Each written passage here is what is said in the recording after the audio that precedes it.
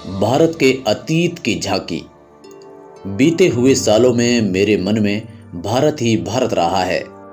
इस बीच में बराबर उसे समझने और उसके प्रति अपनी प्रतिक्रियाओं का विश्लेषण करने की कोशिश करता रहा हूँ। मैंने बचपन की ओर लौटकर याद करने की कोशिश की कि मैं तब कैसा महसूस करता था। मेरे मन में इस अवधारणा ने कैसे धुंधला रूप ले लिया था और मेरे ताजा अनुभव ने उसे कैसे संवारा था। आखिर ये भारत है क्या? अतीत में ये किस विशेषता का प्रतिनिधित्व करता था? उसने अपनी प्राचीन शक्ति को कैसे खो दिया? क्या उसने इस शक्ति को पूरी तरह खो दिया है? विशाल जनसंख्या का बसेरा होने के अलावा क्या आज उसके पास ऐसा कुछ बचा है जिसे जानदार कहा जा सके? आधुनिक विश्व से उसका तालमेल किस रूप में बैठता है? भारत मेरे खून में रचा बसा था। इसके बावजूद मैंने उसे एक बाहरी आलोचक की नज़र से देखना शुरू किया। एक आलोचक जो वर्तमान के साथ साथ अतीत के बहुत से अवशेषों को जिन्हें उसने देखा था नापसंद करता था। एक हद तक मैं उस तक पश्चिम के रास्ते से होकर पहुंचा था। मैंने उसे उसी भाव से देखा जैसा संभवतः किसी पश्चिम मित्र ने देखा होता। मेरे भीतर शाखाएं सिर उठा रही थीं। क्या मैंने भारत को जान लिया था?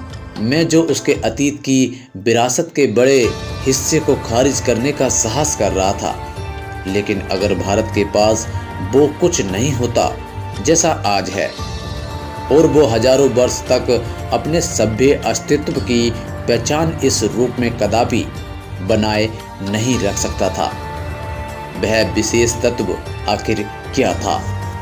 मैं भारत के उत्तर पश्चिम में स्थित सिंधु घाटी में मोहनजोदड़ो के एक टीले पर खड़ा था। मेरे चारों तरफ उस प्राचीन नगर के घर और गलियां बिखरी थी जिसका समय 5000 वर्ष पहले बताया जाता है। साथ ही ये भी कहा जाता है कि वहाँ एक प्राचीन और पूर्णतः विकसित सभ्यता थी।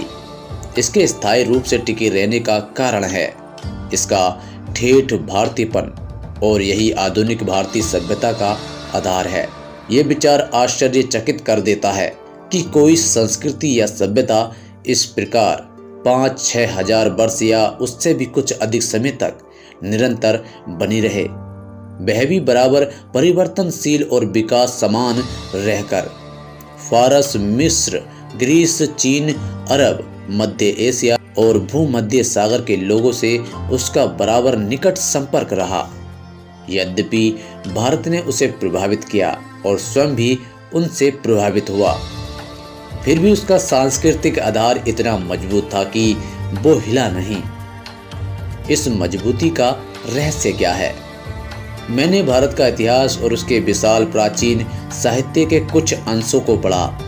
मुझ पर विचारों की तेजस्विता, भारत की स्पष्टता और उसके पीछे सक्रिय मस्तिष्क की समृद्धि ने गहरा प्रभाव डाला। मैंने उस पराक्रमी यात्रियों के साथ भारत की यात्रा की जो सुदूर अतीत में यहाँ चीन तथा पश्चिम और मध्य एशिया से आए थे और अपनी यात्राओं की दास्तान छोड़ गए थे। मैं पूर्वी एशिया, अंकोर, बहरोबुदूर और बहुत सी जगहों में भारत की उपलब्धियों के बारे में सोचने लगा। मैं उस हिमालय पर घूमता रहा जिसका पुराने मिथकों और दंत कथाओं के साथ निकट संबंध है और जिसने हमारे विचारों और साहित्य को बहुत दूर तक प्रभावित किया है। पहाड़ों के प्रति मेरे प्रेम और कश्मीर के साथ मेरे खून के रिश्ते ने मुझे उनकी ओर विशेष रूप से आकर्षित किया।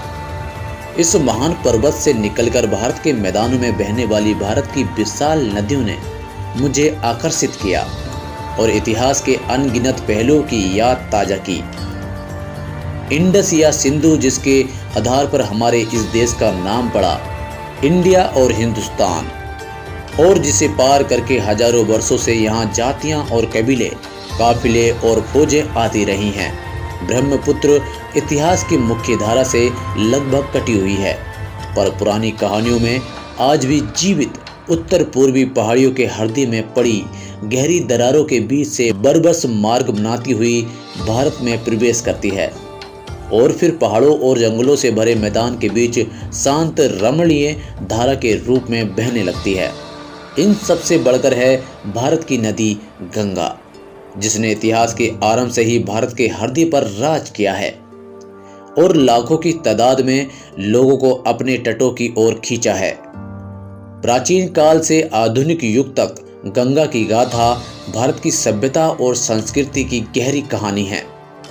मैंने पुराने स्मारकों और भग्न अवशेषों और पुरानी मूर्तियों और भित्ति चित्रों को देखा। अजंता, एलोरा, एलिफेंटा की गुफाओं और अन्य स्थानों को देखा। मैंने आगरा और दिल्ली में कुछ समय बाद बनी खूबसूरत इमारतों को भी देखा, जहां का प्रत्येक पत्थर भारत के अतीत की कहानी कह रहा था। मेरे मन में भारत की जो तस्वीर थी, उसमें धीरे धीरे सच्चाई का बोध घर करने लगा था।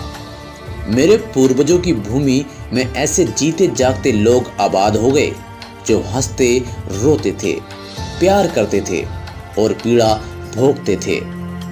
इन्हीं में ऐसे लोग भी हैं जिन्हें जिंदगी की जानकारी और समझ थी। इस अतीत के सैकड़ों सजीव चित्र मेरे मन में भरे थे। जब भी किसी जगह जाता था, उस विशेष स्थान से संबंध चित्र तत्काल मेरे सामने आ खड़ा होता था। इस तरह भारत के इतिहास की लंबी झांकी अपने उतार चढ़ावों के और विजय पराजयों के साथ जैसे धीरे धीरे मेरे सामने खुलती जा रही थी। मुझे इतिहास की 5000 वर्षों से चली आ रही इस सांस्कृतिक परंपरा की निरंतरता में कुछ विलक्षणता प्रतीत होती है। ये परंपरा जो दूर दूर तक जनता में फैली थी और जिसने उस पर गहरा प्रभाव डाला। तो दोस्तों, इस वीडियो में बस इतना ही। वीडियो पसंद आई हो तो वीडियो को लाइक शेयर जरूर करें। धन्यवाद।